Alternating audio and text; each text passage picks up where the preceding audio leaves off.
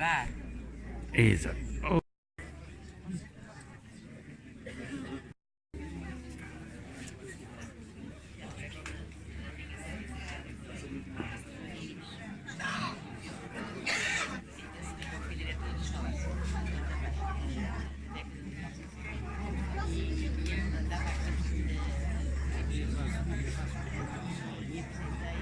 Nani Cardoso.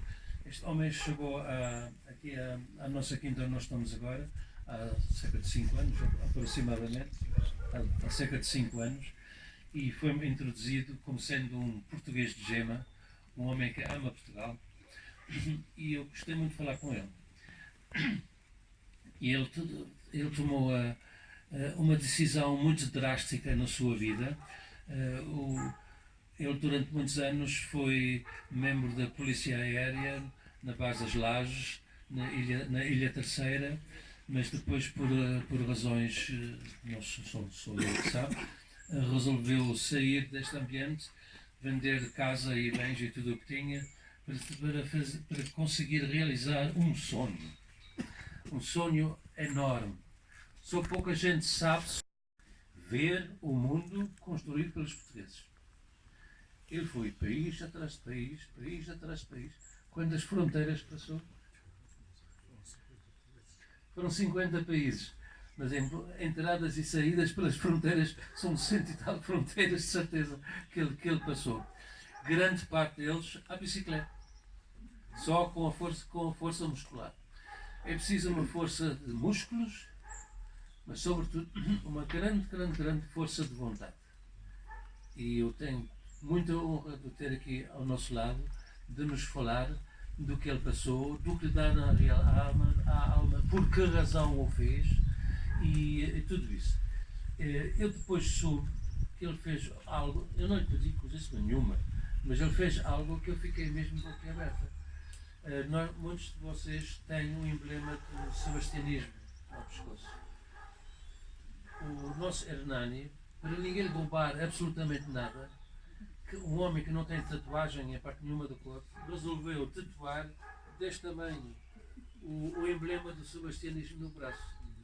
Quer dizer, tinham que arrancar o braço para ter. Quantas bandeiras de Portugal é que lhe roubaram? Eu comprava um stock para ver se não. A ver? Quer dizer, as bandeiras vão, mas o braço fica e o sebastianismo ficou. Ele chegou a ter um acidente muito grave na União Indiana. Quem já esteve, eu estive 10 vezes na União Indiana, e quem anda de bicicleta na estrada da União Indiana sabe na antemão um caminhão militar é pior que um dinossauro Rex qualquer que venha em direção contrária. Eles não obedecem absolutamente nada a ninguém, querem lá saber de espiões. Os ciclistas são considerados simples mosquitos para afastar, que têm mesmo que ir para o rei, porque eles é que têm que andar, eles têm que andar bem. E ele teve um acidente muito grave com um caminhão desses, e depois ele nos falará disso. Mas o que eu, nas mensagens que vinham, o que me entusiasmou imenso, cada sítio onde ele ia, em qualquer continente, em qualquer país onde ele ia, ele muito rapidamente encontrava pessoas onde bastava dizer que era português, que era recebido de braços abertos.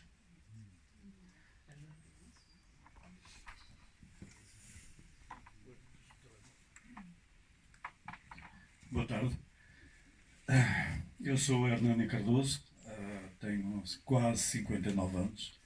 Geralmente as pessoas dizem a idade que têm para menos. Eu não, tenho 59, tenho 58, vou fazer quase 59. É uma honra para mim ter essa idade. Fui militar da Força Aérea Portuguesa, nasci em Vila Nova de Gaia, cresci em Angola e reformei-me em Portugal, continental. Em 2014, no início de 2014, janeiro, eu passei à reserva, ou seja, uma pré-reforma, e entretanto já tinha no meu pensamento fazer qualquer coisa, em vez de estar na reforma à espera que a morte chegasse, E então recorri do meu sonho desde criança, que era viajar pelo mundo em bicicleta. Mas entretanto depois adicionei certos objetivos e um dos objetivos foi visitar espaços fortes, igrejas, qualquer coisa, que os portugueses tivessem construído pelo mundo fora. Não foi fácil, porque nós estivemos por tudo quanto é lado, que é pior do que uma ninhada de ratos. Pronto, mas dentro do possível visitei alguns. Visitei alguns que já tinha conhecimento, encontrei outros que não tinha conhecimento, tive informações de outras coisas. E em 2014, em maio, saí dos passos do Duque, em Guimarães, para uma viagem que durou 4 anos e 4 meses. Pedalei mais de 58 mil quilómetros. Andei muito de avião, porque para chegar às ilhas tem que ser de avião, e para atravessar certas fronteiras tem que ser de avião, não pode ser por via terrestre. E conheci muitas pessoas, ao contrário do que certos setores da sociedade portuguesa querem fazer crer, que nós somos odiados. Não. Nós não somos odiados. Nós não somos odiados como os esclavagistas, como os colonos maus. Não. Todas as pessoas me receberam de braços abertos e muitos deles fizeram questão de me dar a conhecer, entre aspas, a outras pessoas, exatamente por eu ser português. Agora, um tema muito em foco aqui no nosso mundo hoje, que é o Irão. Eu estive por 2 vezes no Irão. A primeira vez por 30 dias, na zona do Golfo, do Estreito de Hormuz, a visitar a fortaleza de Hormuz, resquícios da nossa colonização em Bandar Abbas, na ilha de Qeshm, exatamente onde agora anda a confusão toda com os nossos amigos americanos. E todos eles... eu fui roubado uma vez só. Em 4 anos fui roubado uma vez. Eu sei quem me roubou, foram umas crianças, exatamente na ilha do Hormuz. Pronto, eu também tive culpa na coisa, porque eu pensava que aquilo, pronto, isto é tudo nosso, e desleixei-me um bocado e deixei um saco fora da tenda. Eles até me tinham ajudado a montar a tenda, que eu não queria, né? Mas estavam lá. Deixei um saco fora da tenda e durante a noite eles levaram um saco. Não tinha nada de especial, mas pronto, eu não gosto de perder nada. Fiquei sentido por ter perdido aquele saco, mas depois recompus o saco. Ou seja, adquiri outro e as coisas estavam lá dentro. Portanto, eu visitei quase 50 países ou mais, já nem me lembro, só fazendo uma lista. Tive um acidente no norte da Índia, foi o único acidente que eu tive, perto da fronteira com o Paquistão, e nesse dia várias colunas militares passaram por mim. E eu estava a pedalar nessa altura com um americano que tinha uma bicicleta diferente que os indianos alguma vez viram, que tem 2 rodas, mas ele vai deitado a pedalar. E nós íamos, ele ia à frente, eu ia atrás, na berma, que aqui não tem berma, pronto, na berma da estrada, digamos assim. E os caminhões a passar, de repente houve um carro que se meteu entre os caminhões porque queria ver a bicicleta, e o caminhão que ia ao meu lado, para não bater no carro, balvou. Eu, como militar, sei que um militar a ter um acidente com um civil é o cargo de trabalho. Então a única coisa que eu lhes perguntava e pedia é para me levarem para um hospital mais próximo, que depois a bicicleta estava toda desfeita, que eu tratava do assunto, eles não se precisavam de preocupar com nada. Então eles levaram-me a 80 km de distância do local do acidente para o hospital Mahatma Gandhi de Jodhpur. E para eles que era o melhor hospital da zona. Eu cresci em Angola nos anos 60, 70 e digo-vos uma coisa, eu nunca vi nada tão básico como aquele serviço de urgência, digamos assim, do Hospital Mahatma Gandhi de Jodhpur. O chão da sala das urgências era exatamente como este. Só que este é de terra e de coisas que caem dos pinheiros e das árvores. E lá não, lá era de compressas. Pronto, de lixo hospitalar, que as pessoas iam calcando e, desculpem-me, as pessoas sensíveis, iam vomitando, o sangue ia caindo para lá. E eles não limpavam, eles calcavam. Tudo aquilo, as compressas. Não? Pronto, e aqui já tinha ali uma alcatifa de lixo hospitalar. As macas eram feitas de madeira e eu, como era o único estrangeiro que lá estava, tive direito a um lençol que 3.000 anos antes de Cristo, eventualmente o lençol tinha sido branco. Mas eu tinha um lençol. Temos que ser... nisto, o americano sempre a filmar, porque para eles estavam no paraíso, não é? A filmar aquelas coisas. Os americanos gostam muito de filmar essas coisas e dizer que eu estive nesta situação, mas não era eu, era o outro. Pronto, está a filmar. Pronto, e eu estava ali à espera que alguém viesse ter comigo, com a clavícula partida, e entravam vendedores de doces e vinham perguntar se eu queria doces. Eu, não, quero um médico. Pronto. Até que veio um tipo ter comigo, perguntou-me se eu estava bem. Tá? Aconteceu-me isto. E ele, está bem, tenho que ir comprar isto. E então o americano foi comprar daquelas cintas, não sei como é que se chama aquilo, ortopédica, a uma farmácia lá fora, depois trouxe e eu continuava lá. Não sabia que era enfermeiro, não sabia quem é que andava a vender doce, a não ser os que realmente andavam com um pauzinho e os doces lá todos pendurados. Os taxistas, os tuk-tuks, a perguntar quem queria tuk-tuk. O outro passou, perguntou-me o que é que eu tinha, eu repeti a situação. Eles, tem isso, ok, depois, eu disse, pronto, está bom. Raio-X, não, está bom, isso, 30 dias, está bom. Eu virei para o americano e disse, temos que ir embora, não vou estar aqui a noite toda à espera de casa. Pronto, fomos embora, andei 30 dias com aquilo ao ombro,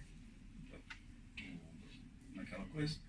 A clavícula ficou toda torta, é claro que agora tenho que partir para pôr aquilo direito, outra vez. Pronto, foram mesmo as experiências jeitosas, não nas melhores condições. Mas apesar disso, pronto, não me posso queixar que eles tenham sido... É a maneira deles. Tanto é que eu agora, presentemente, vivo entre Portugal, Porto e Goa, Índia. Portanto, eu optei por viver, digamos, em Goa, porque é diferente. Goa, pertencendo à União Indiana, não é como a Índia. Goa está para a União Indiana, como sei lá, o Algarve estará para Portugal. Toda a gente pensa em ir para o Algarve. Na Índia, todo o indiano pensa em ir para Goa, passar férias. Uns vão para Goa para exibir o dinheiro que têm, os mais ricos. Os outros vão para Goa porque gostam, e é o nirvana para eles ir a Goa, poder beber uma cerveja na rua, poder andar de mão dada com uma rapariga, não se passa nada, podem comer comida diferente dos outros estados, podem comer vaca, que há muitos índios que adoram vaca, carne de vaca, né? E pronto, para eles é nirvana. Ao longo da minha viagem tive pessoas que olhavam para mim e pensavam que eu era um desgraçadinho. Andava numa bicicleta, eles deviam pensar que aquele desgraçadinho nem uma moto, nem ninguém por uma moto tem para comprar. Muitos não compreendiam que a ideia não era andar de moto, a ideia era mesmo andar de bicicleta. Num dos países que é considerado um dos mais pobres da Ásia, a Birmânia, que agora se chama Myanmar, foi exatamente o país onde tive mais solidariedade das pessoas. Ou seja, cada vez que eu entrava numa bomba de gasolina para comprar uma garrafa de água fresca, eles nunca queriam dinheiro. E eu queria pagar e eu não queria ninguém. E outras vezes os autocarros quase que me abalroavam porque me queriam dar água. E eu aceitava, claro. E no Japão, cada vez que eu me sentava à porta de uma loja de conveniência, para descansar, para comprar qualquer coisa, para estar no Wi-Fi, muitas pessoas entravam, compravam sandes e sumos e depois no saquinho davam. Eu aceitava. Eu não ia dizer que não, porque eles podiam ficar chateados, mas eu aceitava. Muitas vezes estávamos ali a falar. Houve uma altura em que eu estava numa loja dessas, mas no interior, e houve um japonês que veio ter comigo a perguntar se eu era Hernani Cardoso. É que eu sigo a página da Embaixada Portuguesa em Tóquio e vinha lá que você andava para cá e eu reconheci, fiquei agradecido, tivemos ali a falar um pouco. Pronto, e foi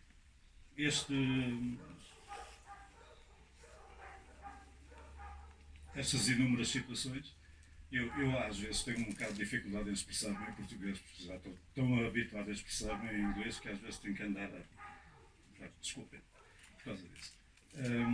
Portanto, é este conjunto de situações que eu encontrei ao longo desta minha viagem.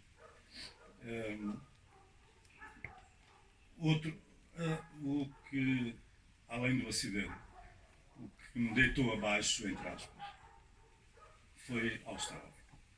Eu realmente, se calhar, comecei pelo lado errado. Eu comecei pelo lado mais desértico da coisa, para o lado mais civilizado. E da primeira vez, num suposto campo de sítio onde as pessoas acampam, aquilo é um parque de campismo organizado, é desorganizado, mas guardado. Eu perguntei ao guarda se podia, portanto, eu fui para a Austrália do Japão, 23 de dezembro, portanto, o Japão já estava muito, muito frio, pensei, Austrália. Fui para a Austrália, eu ia de um sítio civilizado, né, para um sítio civilizado. E eu perguntei ao senhor se eu podia beber água, ele disse que sim, não havia problema nenhum, eu bebi água e naquela noite, assim, isto deu cabo de mim.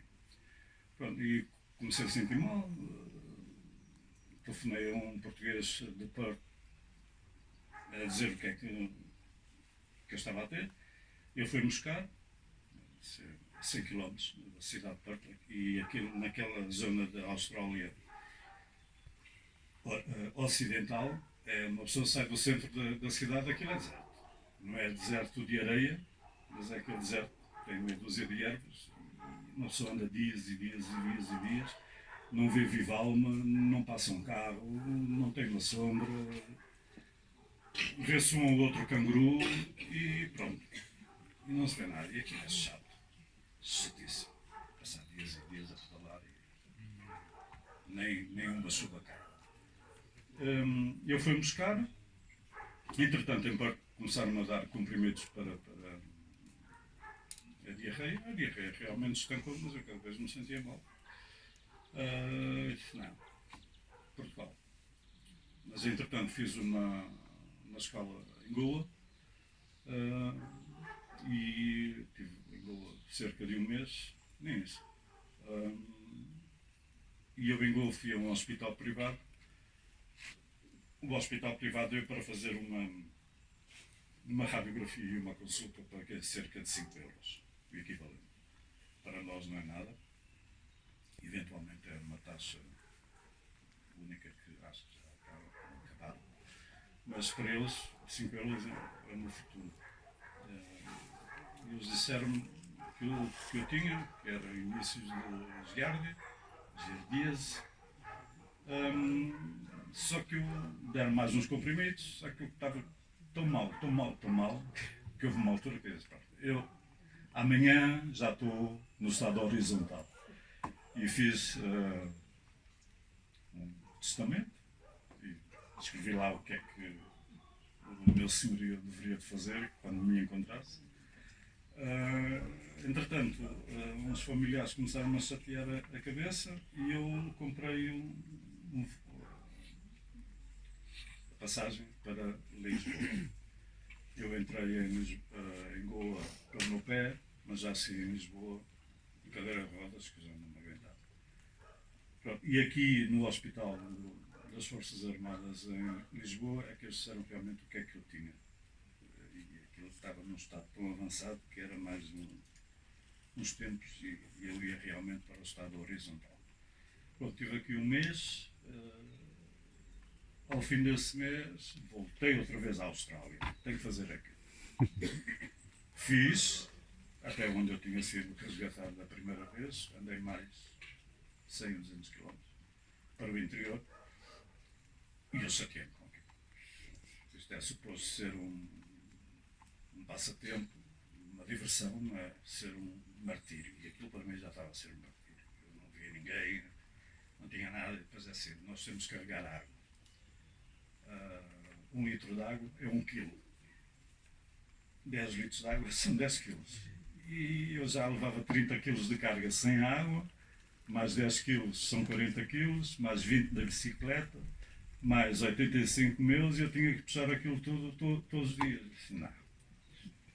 Liguei para o português e disse, eu sou assim. Quanto mais avançares para dentro, pior é. Então, e a solução? Eu vou-te buscar. Lá veio o desgraçado, quase um dia de viagem, para me ir buscar. E eu, de Goa, da Austrália, disse, agora vou-me divertir um bocado, vou para Bali. E fui para Bali, divertir um bocado. Depois de Bali, fui para Timor-Leste. Eu tinha curiosidade em ir a Timor-Leste, até tinha lá um encontro marcado com o Dr. Ramos Horta, e fui por terra de Timor, Indonésia, para o enclave de Oecussi, portanto pertencendo a Timor-Leste, e depois do Oecussi para, digamos, Timor-Leste. Que é um país fantástico. As pessoas são extremamente amistosas, e então eles conseguem ser mais portugueses que nós. Muitos de nós. E então Timor-Leste serviu para mim como estar em casa. Que eu comia feijoada, comia essas comidas boas que nós temos. Coisas que eu já há 2 anos não comia. A última vez que eu tinha comido comida portuguesa foi antes da Austrália e tinha sido em Singapura num restaurante qualquer de um português em que comi pataniscas de bacalhau com arroz de feijão e cerveja super bom. E paguei os olhos da cara por aquilo, mas pronto, fiquei consolado. De resto, era aquela comida que eles lá comem, né? Para eles aquilo é bom, mas para quem sua e puxa, aquilo uma pessoa come aquilo e uma hora depois já está com fome. Tem que andar sempre a comer. Timor-Leste, quando eu cheguei ao Ecussi, tinha vindo da fronteira, por um caminho de cabras, que eles chamam estrada, até Panto Macassar, que é a capital do esclavo do Ecussi. E estava eu a chegar ao início do casario e veio uma pick-up com um polícia. E eu, o que se passa aqui? Polícia. Então o polícia vira-se para mim e diz, de onde é que tu vens? Eu disse, venho da Indonésia, Timor-Leste. Sim, mas de onde é que tu vens? Ah, de Portugal. Portugal nisso? Eu, sim, Portugal nisto. Ah, e onde é que vais ficar? Eu só, qualquer sítio. Então anda comigo que eu já tenho um sítio para ti. Quem era ele? Ele era o comandante da polícia de Oecos. Falava extremamente bem português e, segundo a sua ideia, eu tinha que saber tudo o que se passava em Oecos. E então alguém lhe tinha dito da fronteira que tinha um português passado por lá e o gajo andava à procura do português. Fiquei lá no quartel deles, impecável, com uma suíte, com ar-condicionado e tudo. Era para ter ficado lá só uma noite, acabei por ficar uma semana e não fiquei mais porque eu não quis. Porque ele até já queria que eu ficasse lá no aeroporto, na segurança do aeroporto. Não. Eu acabo e depois vê-se. Pronto, depois de Timor-Leste foi quase que o fim da minha viagem. Porque fui para o Canadá, entretanto, quando estava no Canadá, tive uns problemas com a minha mãe, que já tem 86 anos, e a minha irmã, naquela altura, não podia tomar conta dela. E eu vim, abortei, acabei mais cedo do que pensava, para vir tomar conta. Enfim, quem me fez. E estou aqui. Se vocês quiserem fazer alguma pergunta, terei todo o gosto de responder. Menos possível. Muito obrigado, caro Hernani. Gostei muito de ouvir o seu relato, certamente foi interessante para todos. O que eu, durante os relatos todos que o meu amigo foi mandando para todo o mundo diariamente, o que se cristalizou muito é algo que pouca gente sabe. Nós somos muito bem-vindos em grande parte do globo. Isto é fundamental. Mas o Hernani chegou a locais onde não esperava haver ligações com Portugal e descobriu essas ligações porque os próprios nativos lá vinham com uma enorme alegria a dizer o seu nome de família, que muitas vezes era o nome português, vinham com dados históricos que revelam que não só a geração atual, mas que muitas gerações anteriores sempre tiveram um carinho especial para os portugueses e não os ponham no mesmo caldeirão de simplesmente estrangeirada. Isso alegrou-me imenso, porque provou um conhecimento que eu também partilho consigo desde longa data, que é algo muito especial ser português. E a sua categoria interna de aguentar tantas dificuldades e com esforço muscular e esforço cerebral levar para a frente uma atitude de andar 5 anos de bicicleta pelo mundo fora, a redescobrir os locais onde portugueses já tinham ido, merece todo o respeito para nós. E entre o núcleo dos amigos do Elmo de Dom Sebastião surgiu uma vontade imensa de o chegar a conhecer, não do lado lá do ecrã do computador, mas em pessoa. E por isso até diversos membros estão aqui e juntaram-se para lhe dar uma pequena lembrança em relação ao que o senhor significou para o núcleo. Se me permite, eu gostava de lhe dar.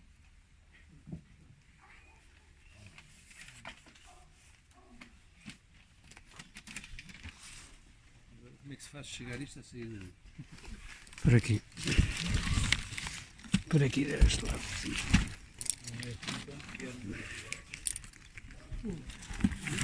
Transportar esse bicicleta e assim mais a vê-lo. Se quiser abrir isso, se quiser levar para casa, como quiser. Mas vale a pena ver. É só uma lembrança do núcleo dos Amigos do Elmo, um dos seus membros que se destacou de forma muito positiva para todos. Serviu de exemplo. Eu não fazia ideia nenhuma que está lá dentro.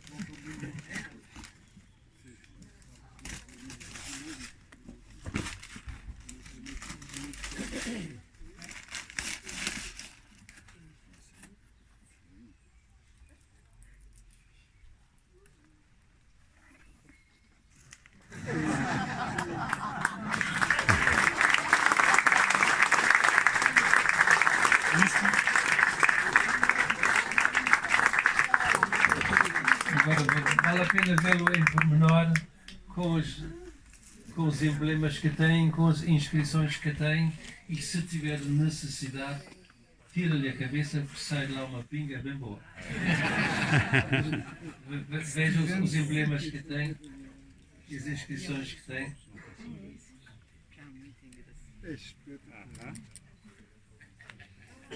Conhece este emblema? Sim, senhor.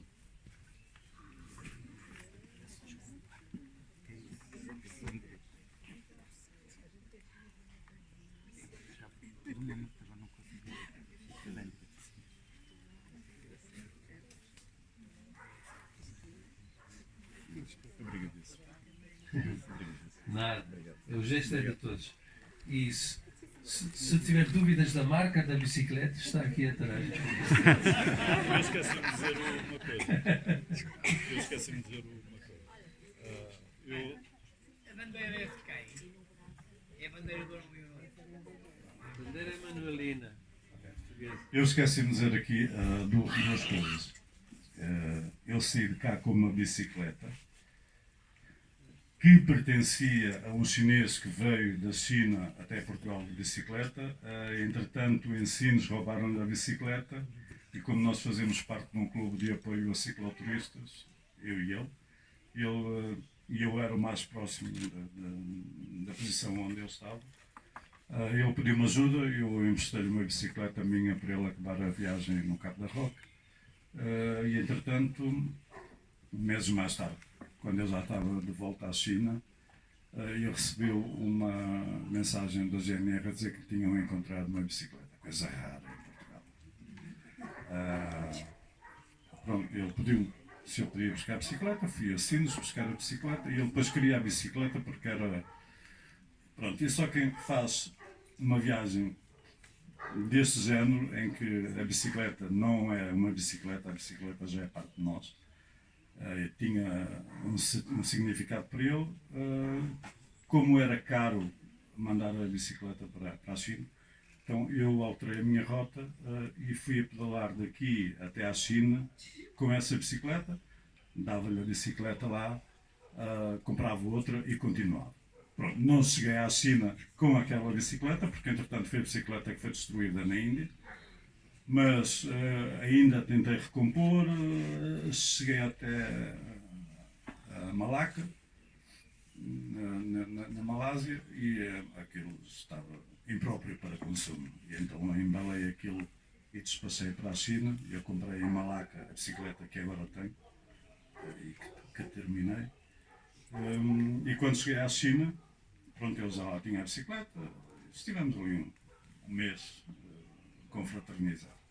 Uma das coisas que eu queria, que me tinha faltado, no norte da ilha de Sulawesi, que é as antigas Celebes, na Indonésia, eu passei por uma aldeola, a aldeia Vila.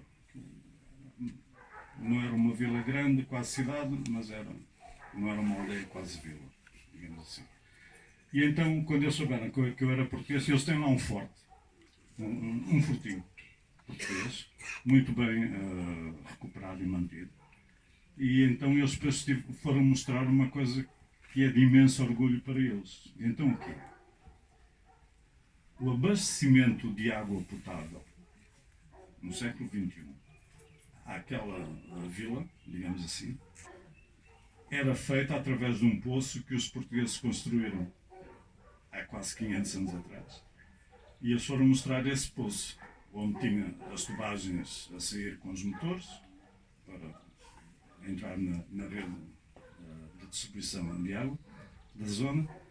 E por cima do poço, na área onde estava o poço, eles construíram uma casa que é onde funciona tipo a nossa junta de freguesia, ou a Câmara Municipal. Pronto, é tipo a Câmara Municipal está construída por cima do poço, a zona do poço é o salão de festas dele, e pronto, e aquele poço é o poço português, que ainda hoje dá água àquela população. Fantástico.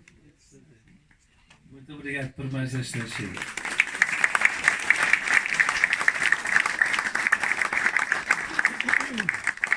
Agora, há um outro pormenor que eu queria chamar a atenção.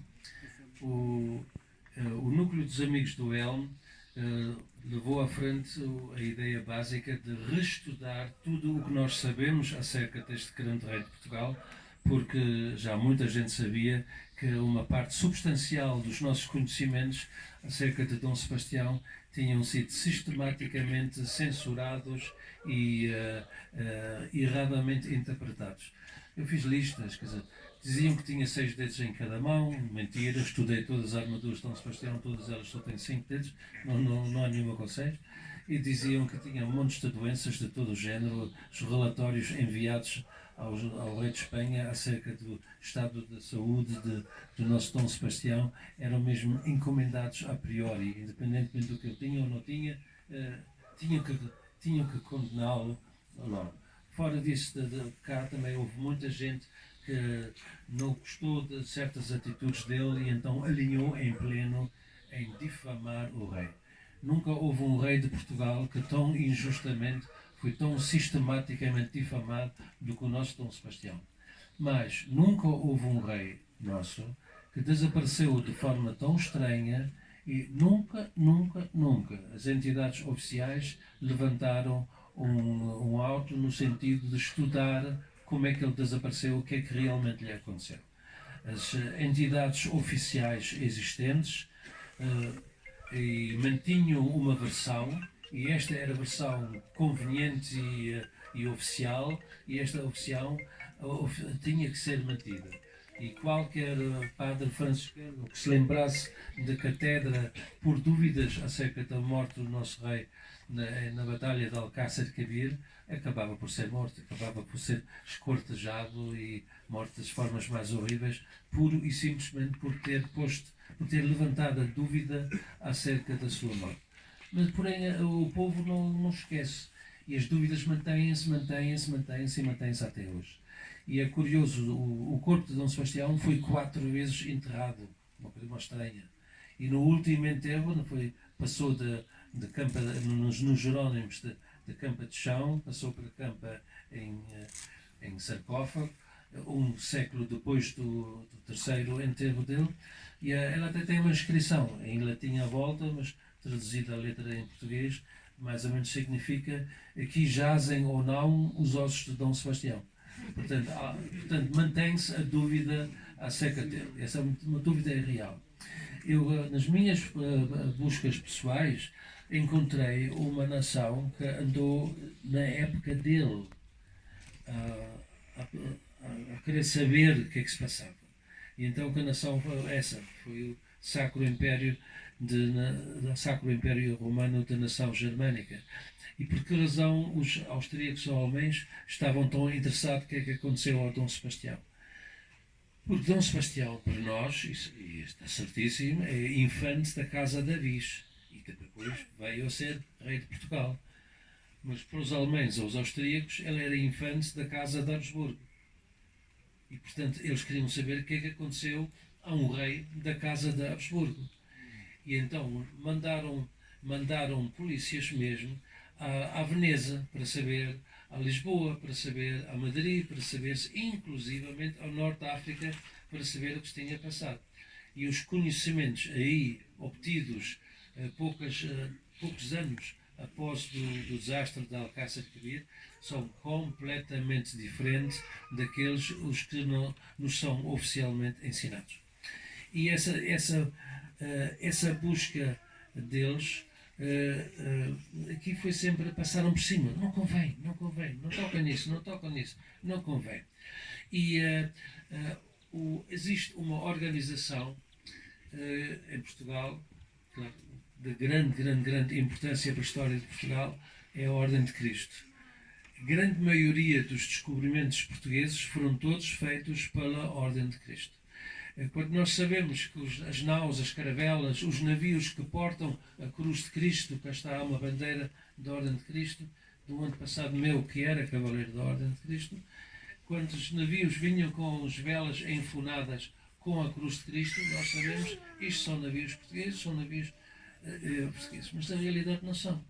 São navios da Ordem de Cristo. É isso que era a diferença.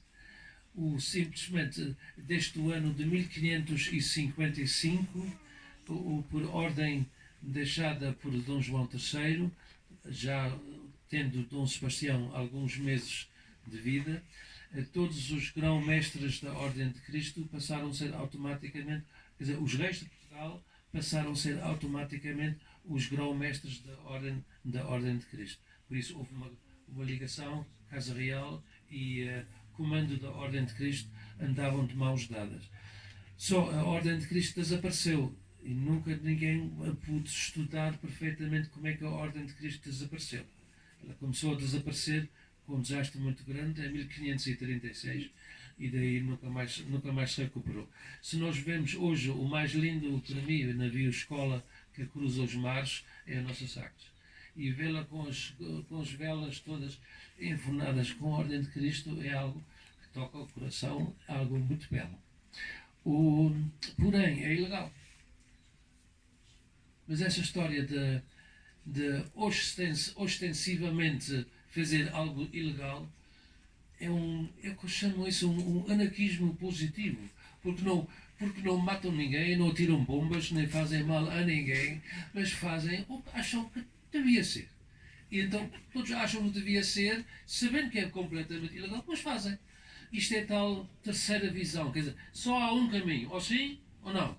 Não, senhor. Vamos descobrir um terceiro caminho. Isto é uma capacidade do desenrascanço onde se passa completamente por cima de situações mais ou menos macacas. Permita-me só um pequeno intervalozinho, mas isto é delicioso e vocês vão gostar como eu gostei. Eu tenho um problema, falo 7 línguas e não falo nenhuma como deve ser. Minha mulher está-me sempre a corrigir. Minha mulher está há menos tempo em Portugal do que ela nasceu cá, do que eu, mas ela fala muito melhor português do que eu. Mas enfim, nunca estive numa escola portuguesa, por isso sou ligeiramente desculpado. Mas o que é que acontece? Um dia, aquela coisa estranha chamada República Federal Alemã, que não tem nada a ver com a Alemanha, mas enfim, ela anda por aí e está condenada a priori, mas enfim, foi o que nos saiu na rifa. Eles, um dia, da Embaixada da República Federal Alemã, ainda por mais instalada no Campo dos Mártires da Pátria, eles ali pediram para eu vir para um almoço. Então, para o almoço de quê? O ministro alemão queria ter uma reunião com o seu colega de pasta e havia uns problemas linguísticos. Mas qual é o problema linguístico? Vocês não sabem alguém que se fala alemão? Sim, mas nós não sabemos dessa temática e não calha, não sei o quê, e o senhor fala tantas línguas. O senhor é que era a pessoa ideal para pacificar esta situação, porque podem surgir perguntas que talvez não calham muito bem. Bom, isso é bom, aqui quase esconde qualquer coisa, mas não me importa nada. Vamos lá, vou lá almoçar com eles. Fui almoçar com eles, a cozinha velha em Queluz, o Estado alemão a pagar, muito bem. E então eram 2 portugueses e 2 alemães. O problema é que os portugueses falavam português e falavam inglês. Os alemães falavam alemão e falavam francês. Não dava. Não dava. Bom, eu falava as coisas todas, mas é que arranjava sempre uma solução no meio. Eu desenrascanço momentâneo. Arranjava uma solução. E então a pergunta bicuda surgiu já depois na sobremesa e depois da segunda garrafa de vinho. E então o ministro alemão, que era de algo com transportes e trânsito e por aí fora, ele pediu-me para eu perguntar ao seu colega de pasta algo que não estavam a compreender na Alemanha. X tempo antes, estamos a falar pelo menos 2 ou 3 anos antes, saiu uma lei em Portugal. Para os alemães, lex é lex. E não há nada, nem mais nem menos, lex é lex. Então, para nós, lei, bom. Eu lá não sei conhecido. Eu não sei de nada. E foi assim que aconteceu. E então a lei saiu e não estava a ser aplicada. Isto para um cérebro germânico não funciona. Lei é lei. E então a lei saiu uma lei que proibia que os homens das caminhonetes, grandes caminhonetes, na altura ainda era sem cérebro, eram tipos com braços assim enormes, aqueles por onde vai o piano para o 7º andar, então eu levo as notas. eles guiavam aquilo, mas fazia parte do pagamento deles uma garrafa de litro de tinto para o almoço. E os alemães estavam preocupados com as garrafas de tinto dos motoristas em Portugal. Porquê? Porque alguns portugueses chegavam lá e queriam a mesma coisa. E não havia hipótese, absolutamente nenhuma. E então chegaram à conclusão que a lei não está a ser aplicada. E então eu tive que traduzir a pergunta do alemão ao português, colega de pasta, por que razão a lei que saiu há X tempo não estava a ser aplicada. E o nosso ministro português coça-se assim na orelha e diz: olha, não sei como é que se há de dizer, diga lá ao seu controlador, que por acaso não sou, mas tanto faz. A lei não pegou.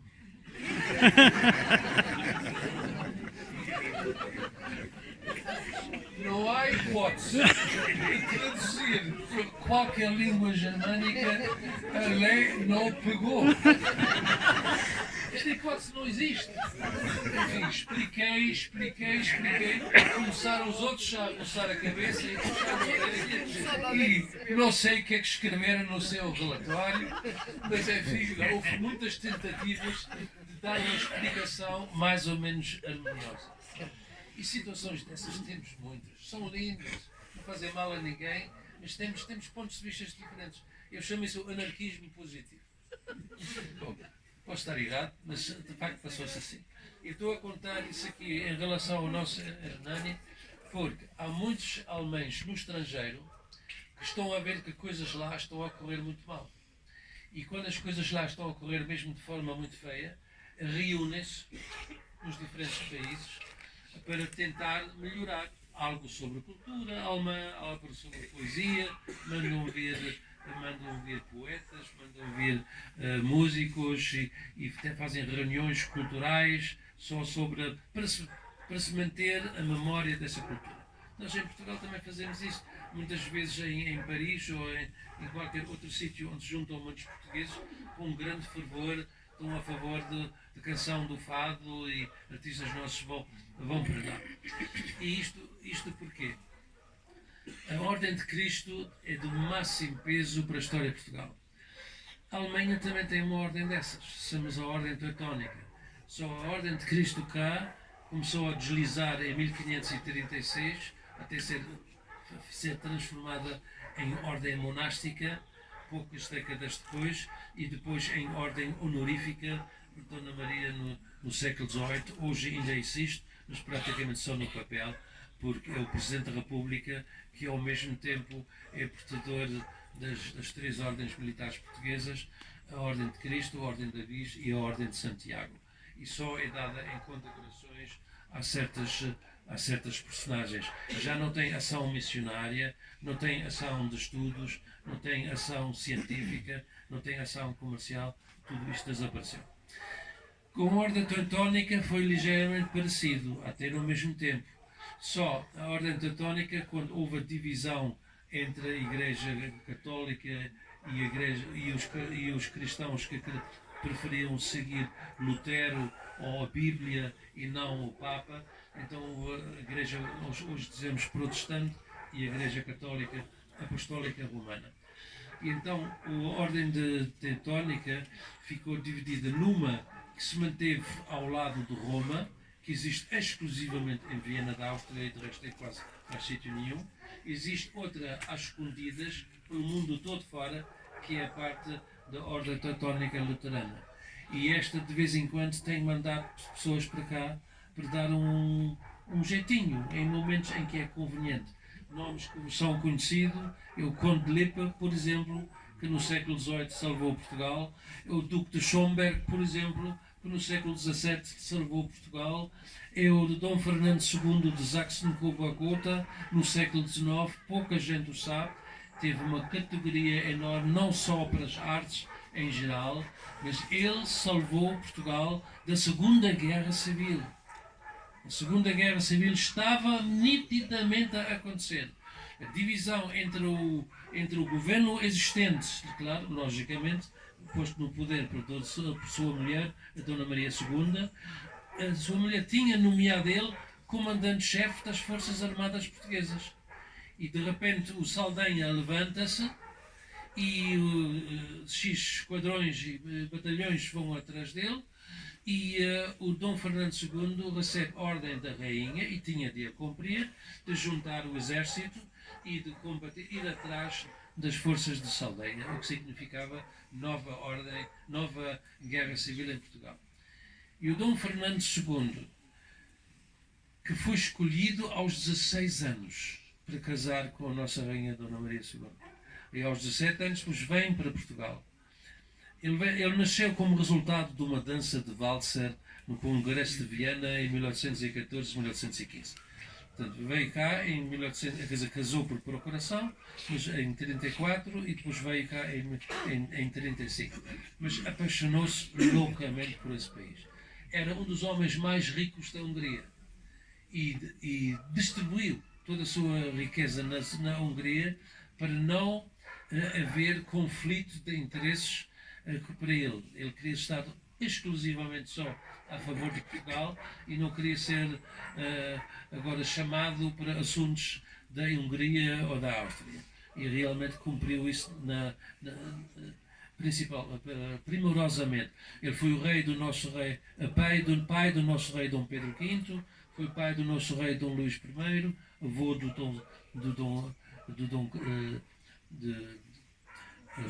pai de Dom Pedro V e do Dom Luís, e avô de Dom Carlos e bisavô do nosso último rei, de Dom Manuel II, por enquanto.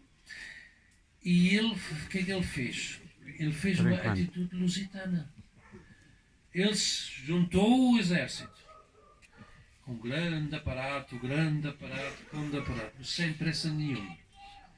E o Saldanha foi juntando forças e mais forças e mais forças e mais forças.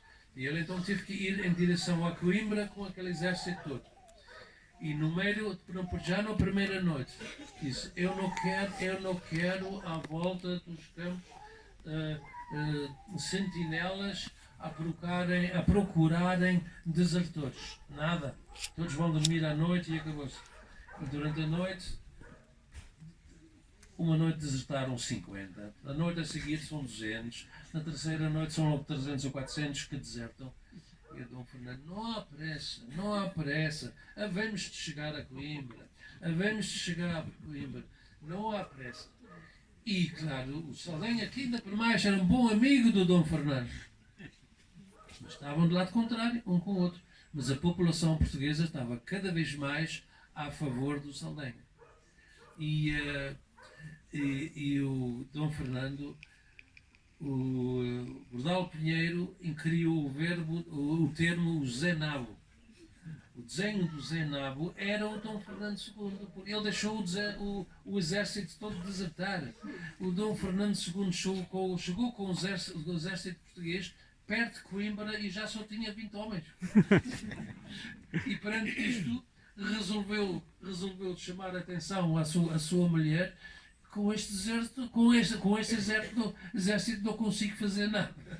E a sua mulher teve que o demitir. Este homem arranjou uma solução, não alemã, arranjou uma solução lusitana de evitar a Segunda Guerra Civil Portuguesa. Estudei isso em todos os pormenores e não tenho dúvida nenhuma desses factos. Mas é pouco conhecido. É muito difícil um militar ter a categoria de assumir as culpas de um desastre desses em querer salvar a população. Isto merece mérito.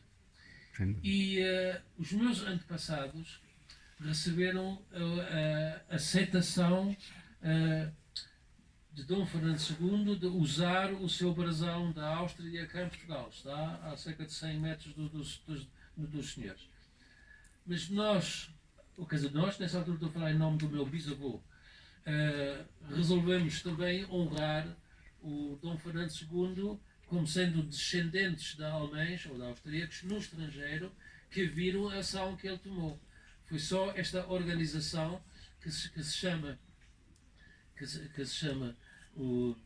a Ordem da Fidelidade Teutónica, que foi criada aqui nesta quinta, que resolveu homenagear Dom Fernando II por ter salvo Portugal. E como Dom Sebastião, por um lado, era príncipe da Casa de Habsburgo, por outro lado, era infante da Casa Real Portuguesa. Ele tem um peso muito grande, ainda hoje, para os historiadores do centro da Europa, tanto na Áustria como na Alemanha. Há 3 anos, sim, 2,5, 3 anos, houve uma reunião aqui de X cavaleiros da Ordem Teutónica e eu falei do seu caso. Acharam de tal maneira digno de um homem defender Portugal da maneira como ele está a fazer. Disseram eu disse abertamente e todos concordaram. Este homem sozinho fez mais a favor da cultura portuguesa no estrangeiro do que muitos embaixadores e muitos secretários de Estados da Cultura das últimas décadas fizeram. Bravo. E perante isso,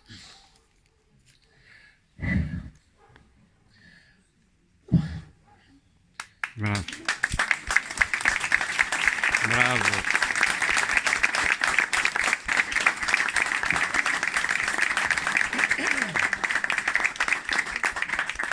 eu tenho dificuldade de respirar, só isso.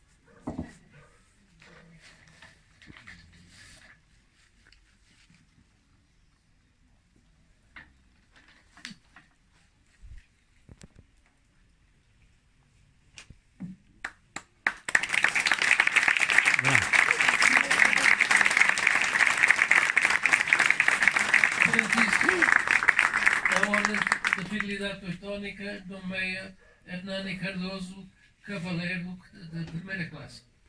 Bravo.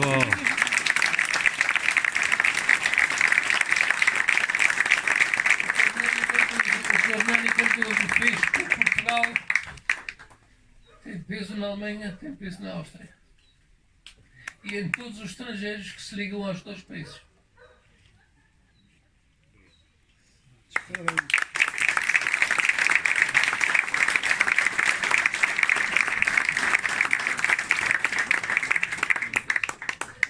Agora vamos ouvir o primeiro intervalo musical. É Patrícia Alves a cantar e Cláudio Alves a tocar. Se faz favor. Séculos depois do desaparecimento de Dom Sebastião em 1578 em Alcácer de Quibir, como é que é possível que corre o boato em Lisboa que está a dar uma manhã de nevoeiro, vamos correr à Torre de Belém porque Sua Majestade deve estar a chegar. Nós precisamos tanto dele. Precisamos tanto dele, tanto dele, tanto dele. Vamos desejar com muita força que ele venha e vocês vão ver no meio da neblina da Torre de Belém, de repente, desembarca ele rei. E o que é que faz a população de Lisboa? Corre em massa para a Torre de Belém para ver. Pelo sim, pelo não. Nunca se pode saber. Mas pelo sim, pelo não, é capaz de não dar resultado. Mas pelo sim, pelo não, vamos lá ver. É como outro que diz: não acredito em bruxas, mas que as há, não é? Que é a situação ao contrário, é algo de positivo. Não tem lógica nenhuma. Em 1810, alguém correr para a Torre de Belém por causa de uma manhã no nevoeiro. Mas foi o que aconteceu. E correram em massa. E houve pessoas que ficaram lá 2 e 3 dias. Pelo sim, pelo não. Porque de resto estava tudo perdido. Era uma invasão francesa atrás da outra, uma francesa, outra francesa, outra francesa, uma inglesa, quais foram as piores, ainda ninguém teve vamos lá dizer, o descaramento de tentar descobrir. Porque uns entraram, fuzilaram, queimaram e mataram e enforcaram. Os outros entraram e ficaram, e ficaram, e ficaram, e ficaram. E depois foi necessário um homem chamado Salazar para lhes comprar a Companhia dos Caminhos de Ferro. Ainda hoje em Portugal os comboios andam à esquerda e ninguém sabe porquê. E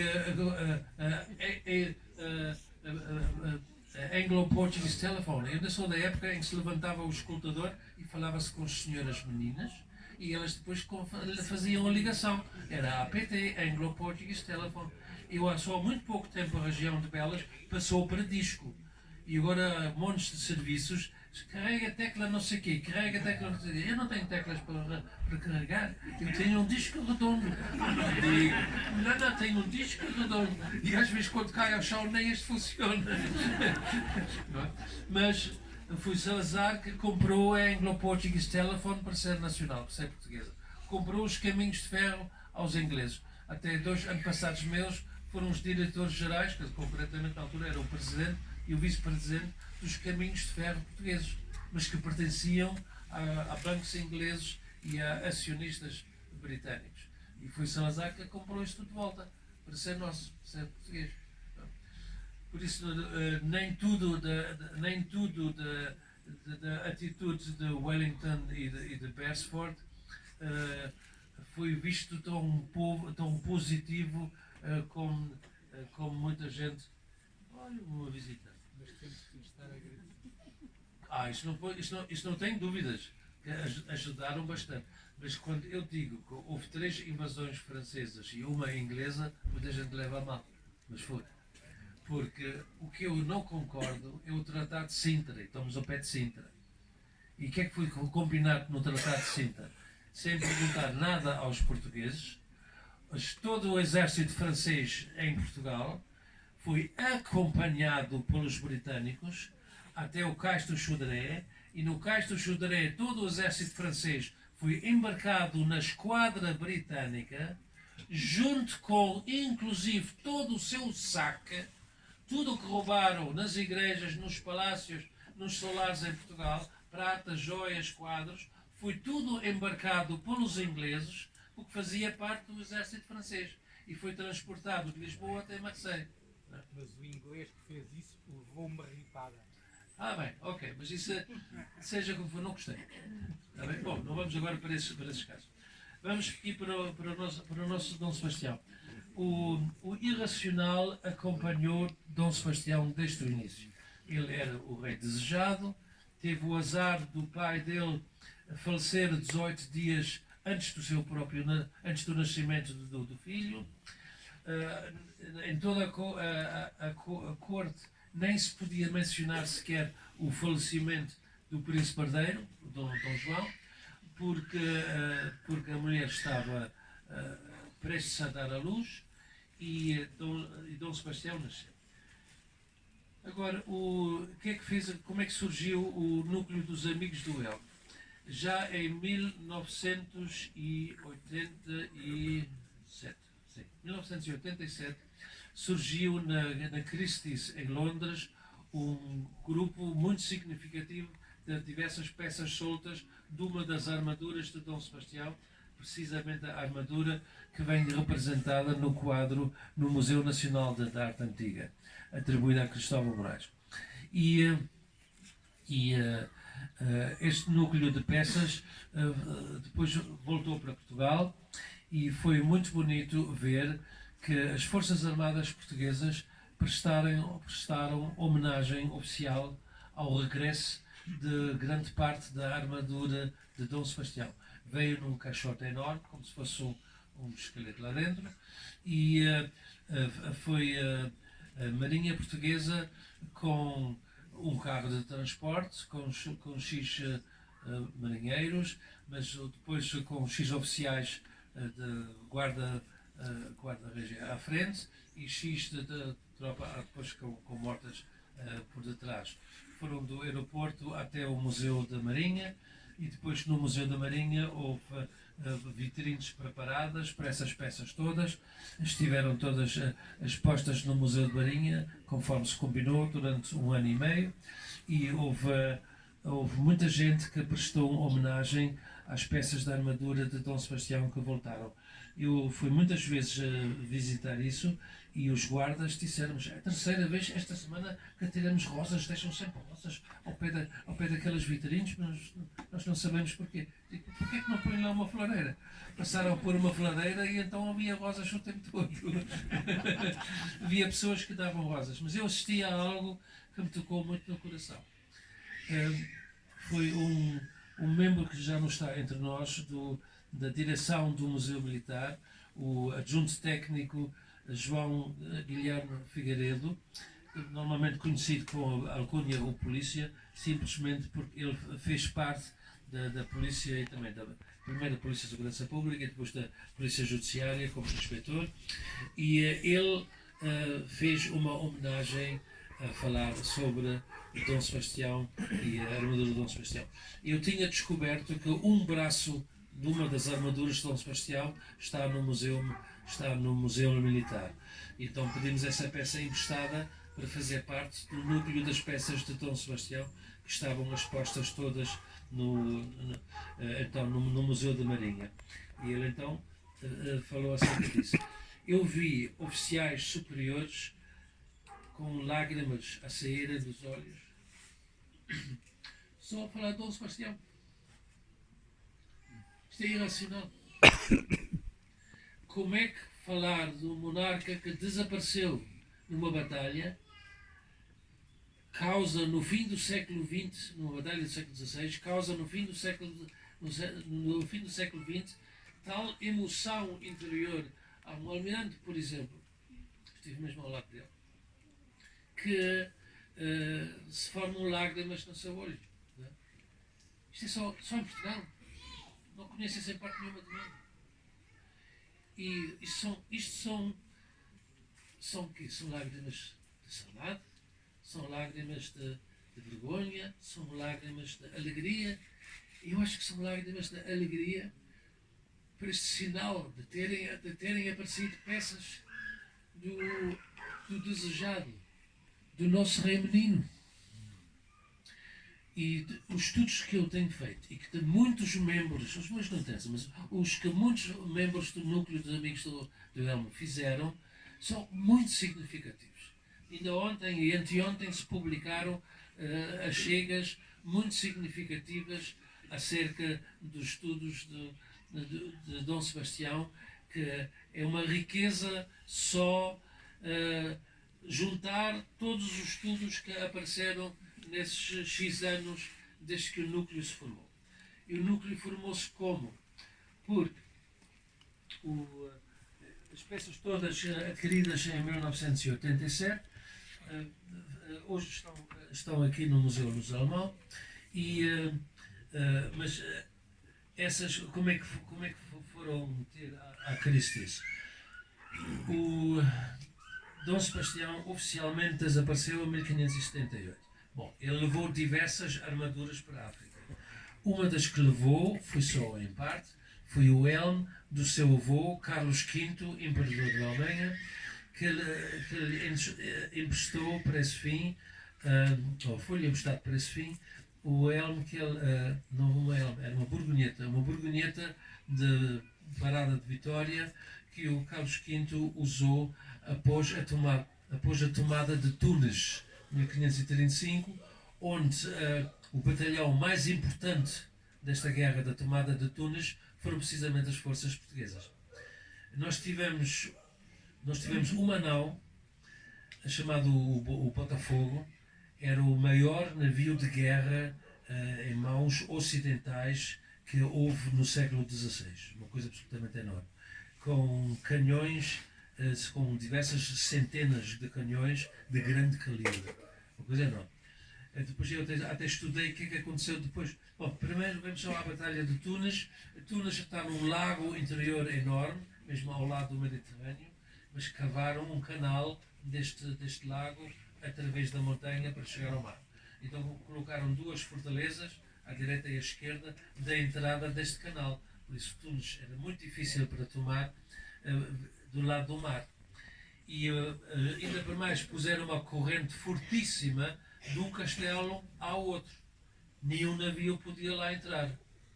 Pois, nós mandamos o Botafogo. E o Botafogo foi para lá e com esferas enormes, pedreiras, até 80 centímetros de diâmetro, estou a falar de balas da mesa até deste diâmetro.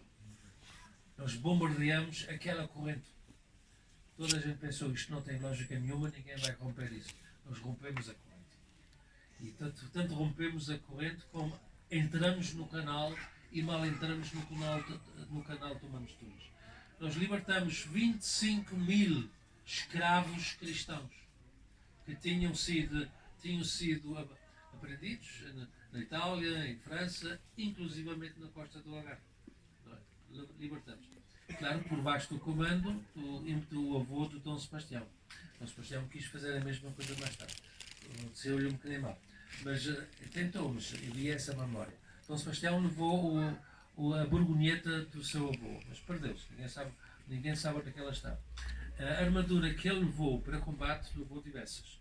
Mas a principal que ele levou para o combate é precisamente aquela que vem no quadro de Cristóvão Moraes. E o Dom Sebastião, como a mãe do Dom Sebastião, Princesa Joana de Portugal, dá à luz à criança e poucos meses depois ela, por contratos com a casa de Habsburgo, ela volta para Madrid e teve que deixar cá a criança. Contra a sua vontade, o bebê ninguém perguntou, e o bebê foi entregue à avó, a Dona Catarina, a mulher de Dom João III, e ao futuro cardeal-rei Infante Dom Henrique, na altura inquisidor-mor, tio. E esses dois educaram o Dom Sebastião. E a mãe estava então em Espanha. Não teve hipótese de ver o filho. Mas havia um costume nessa época, e esse costume para nós foi altamente positivo. A mãe tinha saudades de ver o filho, então pegava no melhor pintor que havia na altura e mandava para Portugal para pintar o filho, e depois levar o quadro para lá. E assim, arredondadamente, 5 em 5 anos, mandava pintar um quadro do seu filho. O rei de Portugal, do qual nós temos mais pinturas originais da própria época, é o Dom Sebastião. E 5 em 5 anos ele usava outra armadura, porque a mãe queria ver, e queria vê-lo, claro, na sua última armadura. Ora, o Dom Sebastião não mandava fazer armaduras, ele não comprava armaduras. Dom Sebastião era um daqueles homens muito fechados em relação a desgastes inúteis. Isso é um pormenor pouco conhecido, mas é real. E então ele aceitava prendas. E parte das armaduras que Dom Sebastião teve foram todas oferecidas, não só uma, de duas tem grandes partes delas, mas há uma terceira que provavelmente é da mesma origem. Foi mandado fazer nas oficinas de Milão e mandado fazer para o Duque de Saboia. Ora, o Duque de Saboia casou com a infanta Dona Beatriz, filha do nosso rei Dom Manuel I. E por isso, o futuro Duque de Saboia passa a ser primo do nosso Dom Sebastião, só com um pormenorzinho, tinha mais 26 anos. E uma calça, um costureiro ainda sabe alargar, mas com uma armadura não dá. E se uma pessoa tem mais 26 anos e já não cabe na armadura, tem que mandar fazer outra armadura. Então ficava com os armários cheios de armaduras. O Duque de Saboia não vai vender armaduras. Então o que é que ele faz as armaduras? Oferece ao primo. E o Duque de Saboia ofereceu as suas armaduras ao Dom Sebastião. Curiosamente não ofereceu mais ninguém, só ao Dom Sebastião.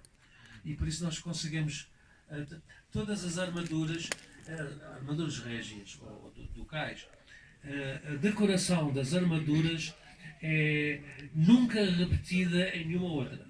Hoje, um grande alfaiate de uma corte faz um fato para um rei ou para uma rainha e nunca pode repetir o modelo, quer dizer, é um só.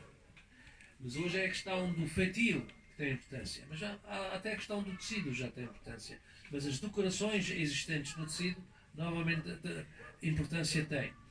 Há estudos muito bem feitos para reconhecer peças soltas de armaduras que aparecem só pela chave de conduta da soma dos motivos utilizados, que nunca é repetido. Quer dizer, uma oficina que faz uma armadura para um rei, caso concreto, a oficina de Milão, fez armaduras para o Francisco I de França, fez armaduras para o Duque de Saboia, fez armaduras para o Carlos V, fez armaduras para o Filipe II, e as das armaduras do Duque de Saboia passaram depois para Dom Sebastião. Nós conseguimos ver peça por peça, pelo motivo da decoração que se repete no braço, no escudo, no elmo, no peitoral, em qualquer parcela da armadura, este motivo é repetido. E por essa sequência dos motivos, nós conseguimos perfeitamente classificar a qual armadura pertence. Nós temos de saber mais um pormenor. Uma armadura feita pela oficina dos Negroli, que é o caso, em Milão, para o Duque de Milão, para o Duque de Saboia, levava aí, por exemplo, 30 anos para fazer. Como é que isso é possível? Pois é, Sua Majestade, esta armadura que tem, isto dá jeito para uma recepção na corte. Mas isso não dá jeito numa parada a cavalo. Convinha ter mais uma outra armadura do mesmo feitio, com as mesmas sequências, mas esta é para uso na corte, esta é para uso numa parada. E vamos fazer uma armadura idêntica, mas faz parte do mesmo fato, não é da mesma armadura. É à prova de bala, se caso que for para uma batalha. E assim, como uma senhora régia, por exemplo, tem a parte de cima, não sei os nomes técnicos dos panos que utilizam, um casaco ou assim, usam com uma saia, usam com outra, quer dizer, há formas de montar diferentes. Nas armaduras é isso, há formas de montar diferentes. Por exemplo, esta específica armadura que Dom Sebastião recebeu, um número significativo de elementos vieram para Lisboa para Dom Sebastião, mas outros continuaram lá, foram usados pelo Duque de Saboia. Mas o filho dele já não os utilizou, porque era a armadura do pai. Ele mandava fazer nova para ele. Portanto, ele pegou na toda a sequência dos motivos da decoração que o pai tinha, mas juntou mais um, que é o medalhão com uma figura humana. E depois o filho deste mudou novamente, juntou tudo aquilo que o pai tinha, mas em vez de um medalhão, utilizou 2 medalhões. Quer dizer, esses pequenos pormenores facilitam muito o estudo. Dom Sebastião levou armaduras para Alcácer Quibir e nós não sabemos o que é que lhes aconteceu. Depois quando houve o desastre e ele é dado como morto, na realidade nós não sabíamos bem se tinha morrido, se não tinha morrido, mas convinha que dissessemos que ele tinha morrido. E convinha porquê? Porque enquanto não se soubesse ao certo que ele tinha morrido, andava tudo à procura do rei. Porque o que se recebe de resgate por um rei vivo é muito mais do que por um cadáver, logicamente. E então, por exemplo, o Francisco I foi feito prisioneiro numa batalha e só o resgate de Francisco I foi metade do reino de França, aproximadamente. E os nossos fidalgos portugueses, quando negociaram o problema da questão do resgate com o imperador de Marrocos, que é o título que ele então utilizou, foi de pedir o resgate todo em conjunto. Não é só eu agarrei aquele, eu quero o dinheiro deste, eu agarrei aquele, quero o dinheiro deste. Não. Vocês agarraram. Esses todos. E agora o dinheiro desses todos vai ser dividido para esses todos. Foi assim organizado. O rei de Marrocos manteve a sua palavra nessa questão. Mas os próprios portugueses, mesmo estando prisioneiros, puseram suas condições. Até isto não tem lógica. Isto não tem lógica. Vocês perderam uma guerra. X milhares de vocês morreram. E agora X milhares estão aqui presos. Vocês estão por condições. Puseram condições. O mais engraçado, o imperador de Marrocos aceitou. E a condição número 1 era o resgate todo em conjunto. A condição número 2, que o corpo do rei fosse incluído. Isto é um golpe interessantíssimo. Bastava alguém reconhecer algum corpo como sendo o corpo do rei, já ninguém mais ia à procura do rei, porque tinha sido encontrado. E então muito mais fácil se tornava sair de Marrocos. Esses pormenores são interessantíssimos. E foi o que aconteceu. O imperador de Marrocos escolheu à maneira dele 5 fidalgos portugueses também ao estilo e foi com eles, ou mandou alguém ir com eles ver no campo de batalha. Entretanto, já tinham passado diversos dias da batalha, todos sabem. A quem não sabe fica a saber.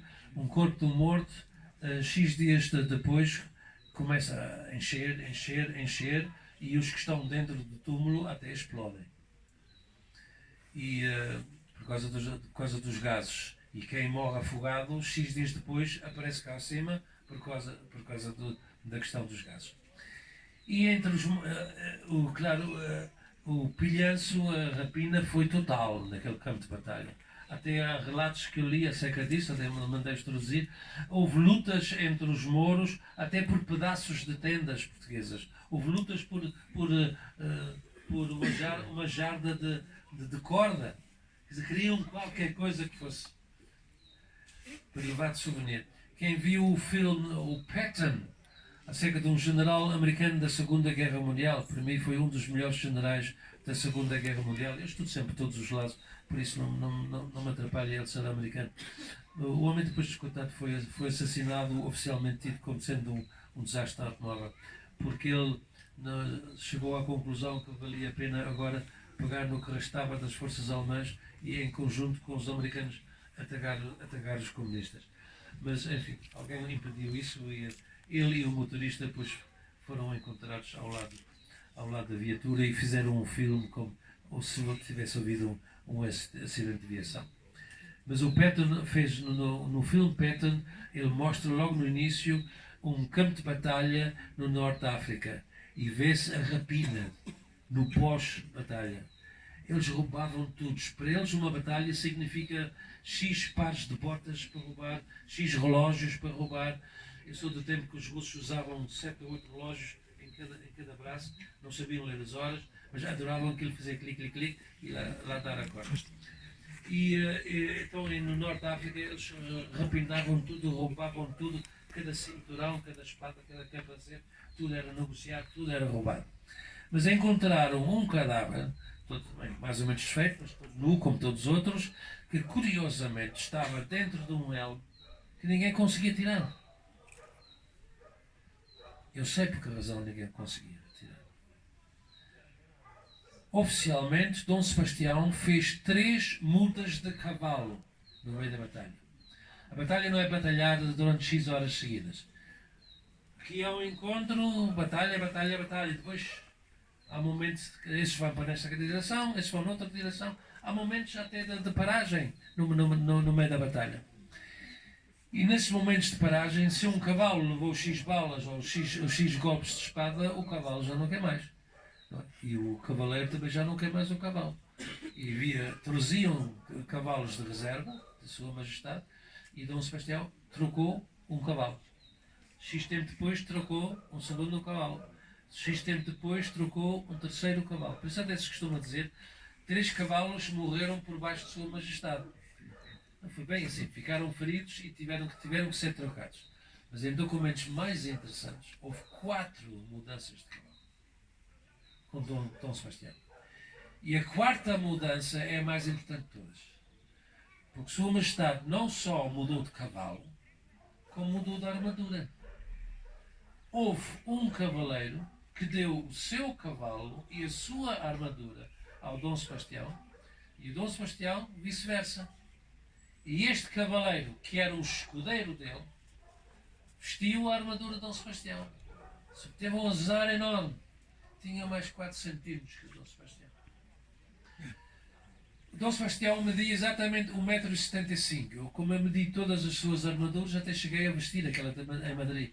Em Madrid cheguei a ser preso na Real Maria, no Palácio do Oriente, pura e simplesmente porque tirei uma quantidade enorme de fotografias à armadura de Dom Sebastião. Era proibidíssimo. Queria lá saber, eu queria as fotografias da armadura para um estudo meu. Claro, vieram os guardas, chamaram a atenção. Muito simpaticamente disse, está bem, mas eu preciso dessas fotografias. Eu vou dizer ao diretor, então diga lá ao diretor. Vai lá continuar a tirar fotografias. Vou chamar o diretor, chame, tenho muito gosto de falar com ele. Bom, oficialmente me prenderam, mas foram muito simpáticos.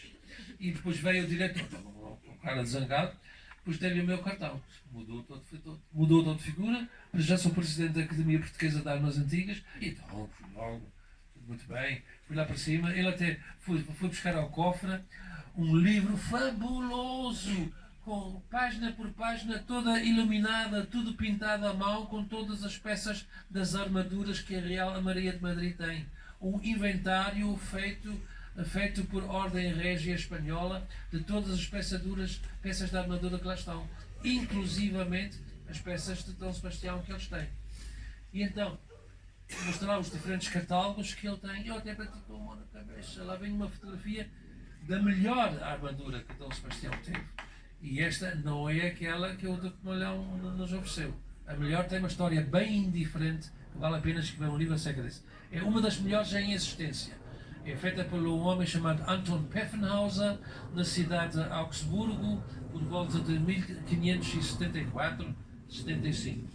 É um sonho de uma armadura. Tudo esculpido em alto relevo e depois tudo gravado por dentro. Um elefante da nossa Índia portuguesa, de todos os botões, com a cruz de Cristo, com a esfera armilar, com o escudo nacional, com as chagas. É lindo. Em estado impecável. Foi uma armadura, hoje digo-vos o seguinte, foi mandado fazer pela comunidade judaica de Lisboa. Para quê? Como presente para o nosso Dom Sebastião, quando ele fizesse a sua parada de vitória, quando voltasse de Alcácer Quibir. E esta armadura, claro, estava no Palácio Real em Lisboa, à espera da sua majestade. E por que razão a comunidade judaica de Lisboa mandou fazer essa armadura? Porque pediu a Dom Sebastião, para Dom Sebastião interferir com o Papa, para o Papa dar 10 anos de graças à comunidade judaica de Lisboa. O que significava 10 anos de não perseguição pelo Santo Ofício. E mandaram fazer esta armadura que custou absolutamente uma quantidade incalculável, ainda não descobri quanto foi, mas é simplesmente uma obra de arte fantástica. E essa vem lá, em todos os pormenores. Mas depois os espanhóis publicaram-na como sendo a armadura del rei Dom Sebastião de Portugal, regalo de Manuel I a Filipe II. E o Dom Manuel I, salvo o melhor critério, faleceu em 1521. O Dom Sebastião, salvo o melhor critério, desculpa lá, é porque está a trabalhar. Aliás, estou com dor, estou a respirar, não se liga. Nasceu em 1554. Algo ali não bate certo.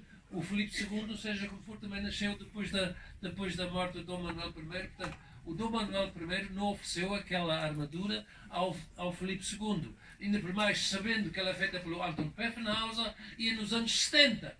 Portanto, está tudo errado. Mas como está escrito no catálogo número 1, da primeira edição do século XVIII, da Real Maria em Madrid, todos só copiam. É uma desgraça. Quando uma pessoa estuda a história, não só tem que estudar o que consegue descobrir, tem que reexaminar cada documento, cada afirmação que qualquer um fez. E na questão da história de Dom Sebastião, nós estamos absolutamente a amarrar contra uma instituição que sistematicamente estabeleceu uma versão da história de Dom Sebastião. E os nossos professores na escola, nas universidades, em grande parte, ainda estão a amarrar no mesmo sentido. E está mais do que provado que não foi assim. Bom, os conhecimentos que nós temos hoje, quem faleceu na armadura foi o escudeiro de Dom Sebastião. Muitos me pedem saber o nome do escudeiro. Eu não dou o nome do escudeiro porque eu não sei. E para uma pessoa afirmar isso, tem que ter prova documental absolutamente sólida.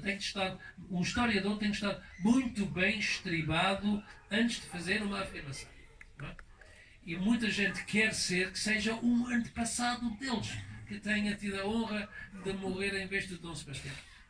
O que eu sei, e isto é completamente novo, e só surgiu depois da aquisição do célebre elmo que apareceu não na Christie's, mas apareceu, um elmo de combate, apareceu na Bonnet, foi, e em consequência disso surgiu o núcleo dos amigos do elmo.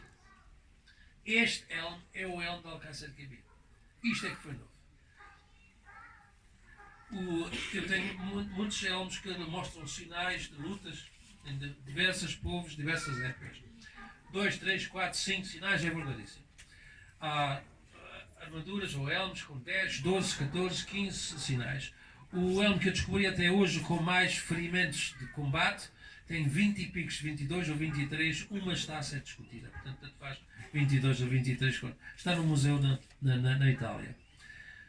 O nosso elmo do nosso Dom Sebastião mostra nada mais, nada menos do que 89 golpes de espada ou cimitarra morisca. Aqui, o primeiro grupo das fotografias que vêm são todas do elmo de Dom Sebastião de Alcácer Quibir. As flechas que vêm indicam todos os golpes que lá estão. Uma cimitarra morisca desta época, só para terem uma ideia, eu não gosto de euros, falamos em contos. Uma cimitarra morisca dessa época, se fosse em época atual, valia 3.000 contos. Custo ao fabricante. Sabe o que é que acontece a uma cimitarra morisca de qualidade quando parte contra o elmo de Dom Sebastião? Tem que primeiro saber. O elmo normal pesa 1 kg. O elmo de torneio, com mais uns extras, mais umas viseiras, pesa 2 kg até 2,5 kg. O elmo de Dom Sebastião da Batalha de Alcácer Quibir ultrapassa 5 kg. Porque tem chapa sobre chapa sobre chapa. E nenhuma delas é de ferro. Todas elas são de aço. E são de aço temperado. Temperado.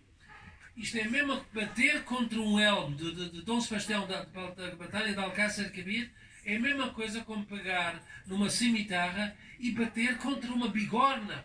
E a lâmina fica em 30 pedaços, parte como se fosse vidro. Muita gente ficou danada nesta batalha porque ficou sem espada, simplesmente por bater no elmo de Dom Sebastião. E agora é o seguinte, eu estudei os ataques todos de um lado, os ataques de frente, os ataques do outro lado, e estudei os ataques por detrás. Tem que saber, nas batalhas da Germânia antiga, as valquírias vinham depois da batalha e viravam os corpos dos mortos. E quem tinha morrido como homem valente por ter recebido uma lança ou uma espada de frente, era glorificado, posto em cima de um cavalo e levado para Valhalla. Quem tivesse se virado para fugir e com isto mostrado a sua nuca, a sua parte traseira ao inimigo, permitindo que o inimigo o abatesse com um golpe por detrás, seu nome nunca mais será mencionado. Era apagado na história daquele povo. Não era enterrado, era deixado na floresta para os animais tratarem. Por isso é uma grande diferença se um príncipe da casa da Vicha ou da casa de Habsburgo leva ferimentos pela parte da frente ou se leva ferimentos pela parte de trás. Se tem tempo, veem as fotografias. Tudo o que é pela parte da nuca, não há nem um único golpe. Nem Dom Sebastião, que fez 3 mudas de cavalo com aquele elmo, nunca levou um golpe por detrás, nem o escudeiro. Nenhum golpe por detrás. O escudeiro morreu como? Não de um golpe de espada, não de um tiro de pistola, não um tiro de mosquete. Morreu por alta traição. E como é que ele foi traído? Havia uma arma super rara. Eu vou-me despachar. Havia uma arma super rara, mas isto é muito interessante. Havia uma arma super rara, era um lança-granadas. E então o lança-granadas, uma pessoa tinha que acender a granada, pôr na boca da pistola, uma pistola lança-granadas, com rastilho aceso, e sabia perfeitamente X segundos depois isto rebentava. Então a carga da pistola lançava a granada a X metros da distância. Portanto, o cavaleiro tinha que estar à distância certa para para a granada arrebentar em frente ou perto do adversário sem que ele próprio corresse por dentro dos telhaços. É muito complicado um tiro desses. Eu sei que houve 5 exemplares no século XVI de armas dessas. Quem é que pegou uma arma tão cara? Quem é que sabia liderar com uma arma tão cara? Quem é que mandou fazer uma arma tão cara? Alguém pagou rios de dinheiro a um grandíssimo especialista, rios de dinheiro a grandíssimos técnicos para fabricar aquela arma só para este efeito. Porque nada mais fácil de um rei ir para uma batalha e depois, desapareceu na batalha. É o local ideal para qualquer assassinato. Ideal. O nosso Dom Sebastião estava na lista para ser abatido na batalha. E quem disparou a tal granada, que entre 10 metros, que com os telhaços nós podemos perfeitamente ver o ângulo em que foram dados e de que lado é que veio. Conseguimos ver, sabendo as granadas, como é que elas voavam, sabemos foi disparada entre 10 metros a 12 metros de distância do Dom Sebastião. Dom Sebastião, do homem que tinha a armadura vestida de Dom Sebastião. Sabemos que a granada arrebentou a 1 metro de distância. E em que direção veio? Do ângulo morto. Veio daqui de trás. Agora uma coisa que não tem lógica nenhuma, mas de repente tem. Os locais do elmo que mostram o embate dos pedaços da granada são aqui, deste lado. Enormes pedaços bateram aqui.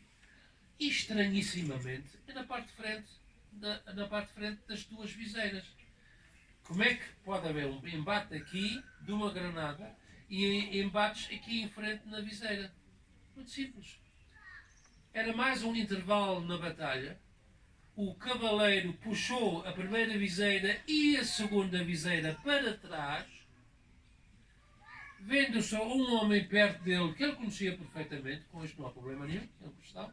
Alguém que está ali, não causa problemas. Os outros estavam longe e ele queria ver o que é que ele via para ver o campo de batalha.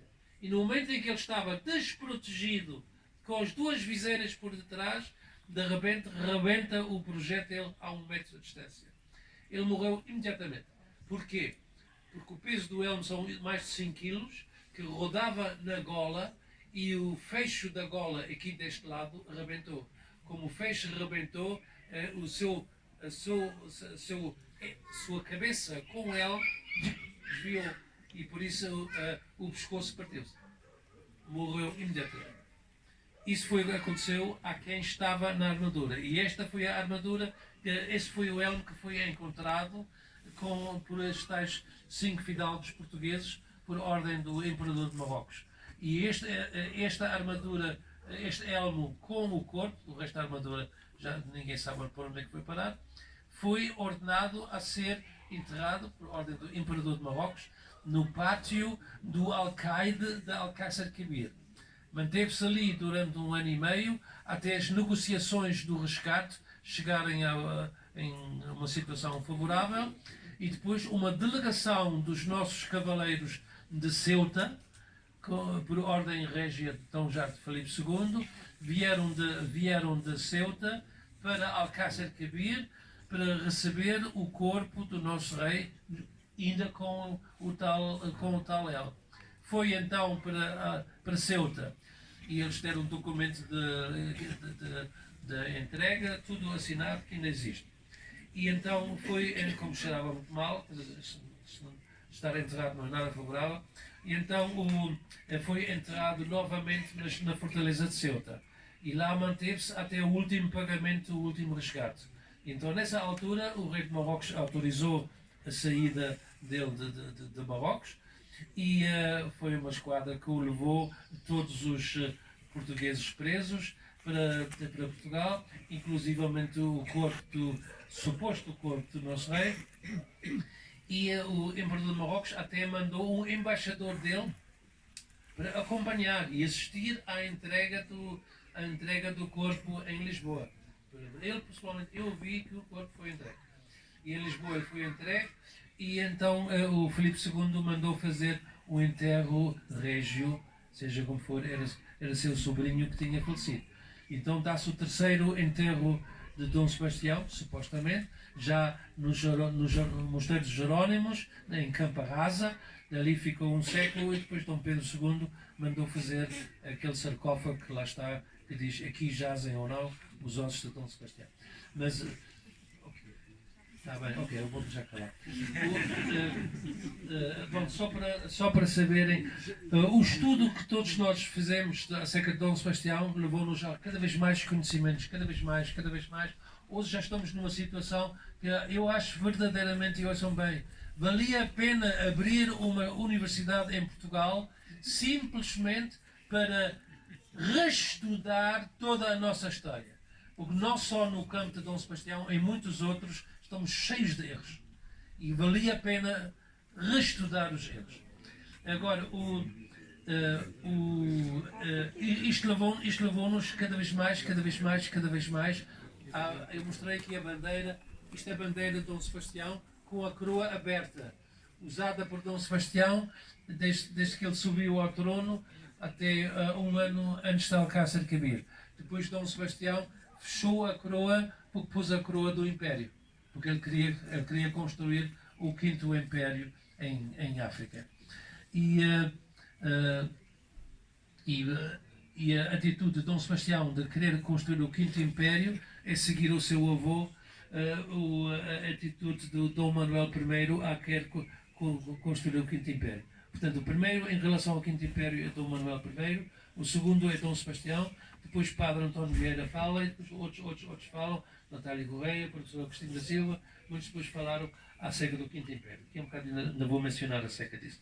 Mas para já só nos leva a ver que um grupo de entusiastas conseguem levar os nossos conhecimentos acerca de Dom Sebastião a um nível muito superior hoje do que era há pouco tempo atrás. Agora vou-me calar, muito caladinho, porque agora vamos ouvir o segundo intervalo musical, se faz favor.